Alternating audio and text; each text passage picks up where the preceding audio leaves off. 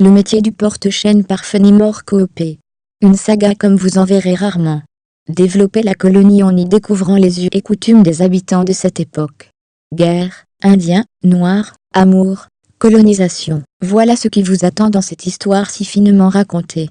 Mais qu'est-ce qu'un porte-chaîne? À vous de le découvrir, sur Amazon.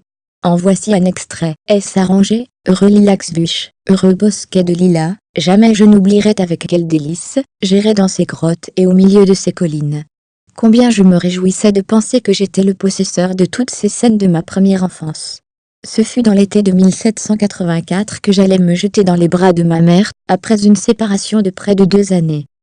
Catherine riait et pleurait, et me pressait dans ses bras, comme elle eût fait 5 ans plus tôt, bien qu'elle fût alors une ravissante jeune fille de 19 ans.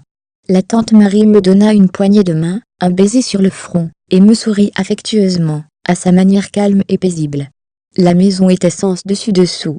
Karja rentrait avec moi, la laine de ses cheveux blanchis, et entourée d'une foule de petits satans stouets, car tel était son nom de famille, quoique sa femme se fît appeler Miss Lilax-Bush.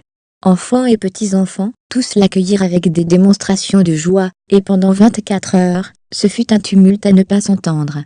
Le lendemain je fis seller mon cheval pour me rendre au village de Satanstouet, et visiter ma grand-mère, que rien n'avait pu déterminer à abandonner les soins de sa maison, pour venir habiter Lilax-Bush. Le général, c'est ainsi qu'on appelait mon père, ayant rendu sa visite, quelques jours plus tôt, s'abstint de m'accompagner. Mais ma sœur y consentit avec joie. Elle montait parfaitement à cheval.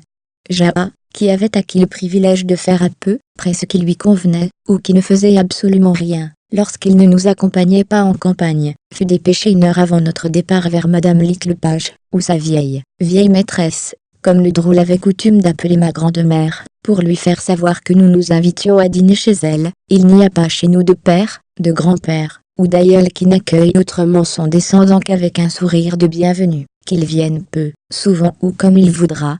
Trouvez le métier du porte-chaîne de Fenimore Cooper sur Amazon. Visitez-nous sur pleinddelivres.com et sur livresenligne.ca. Abonnez-vous à cette chaîne pour ne rien manquer. Vous êtes aussi invité sur ecololuca.com. Merci.